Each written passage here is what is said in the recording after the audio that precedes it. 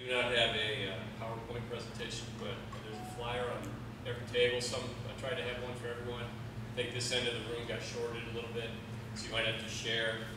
I think everyone's probably very familiar with this. First of all, thanks for having me here and allowing me to talk about property.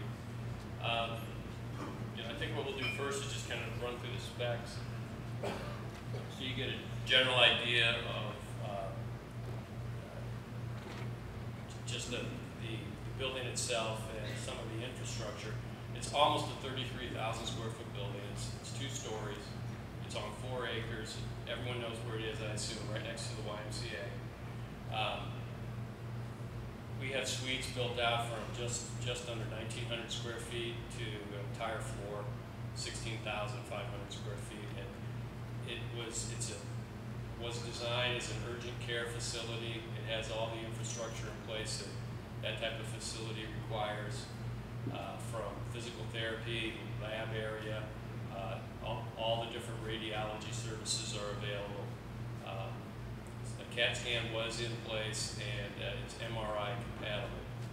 Parking 4.6 per thousand, and you can see the asking rate there.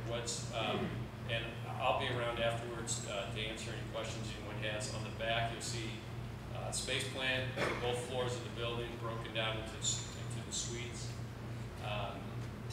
What's interesting about this facility is that St. Elizabeth's, who I represent, they're my client, they are not the owner of the building. St. Elizabeth's is a tenant at the building under a master lease. They leased the property, the entire property. They leased it until 2021, back in 2006. It was an initiative to expand their services into Monroe County, and after they did that, they decided that this, for one reason or another, this was an area that they decided not to serve going forward. They focused their growth to the northeast, into O'Fallon, Shiloh area. So this property is available. Interest to date has been, a lot of different healthcare, either physician groups or hospitals have come to see it. We've had some conversations, but really at this point, there's no one who's about to take any space in there. So the entire building is still available. I think the problem is it's a large building. It's hard for even some of the major hospitals in the metro area. It's difficult for them to utilize even one floor of it, and that's really what it would take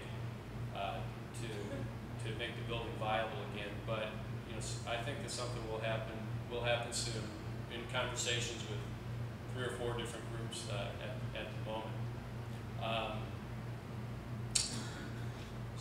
Some of the other infrastructure I did touch on. Just there's 1,900 amps in there. Obviously, a ton of power.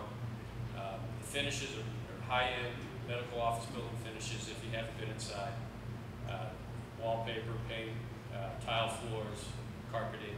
There's one public restroom on each floor, and there's other restrooms scattered throughout the different medical spaces.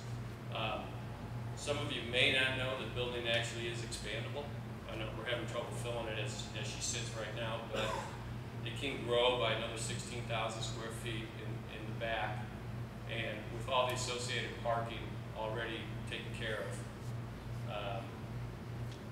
So really, we're waiting for that one user who could use about one of the floors, probably the ground floor, which is built out for medical. The second floor could actually be not a non-medical use, just an office use if someone had an interest in that.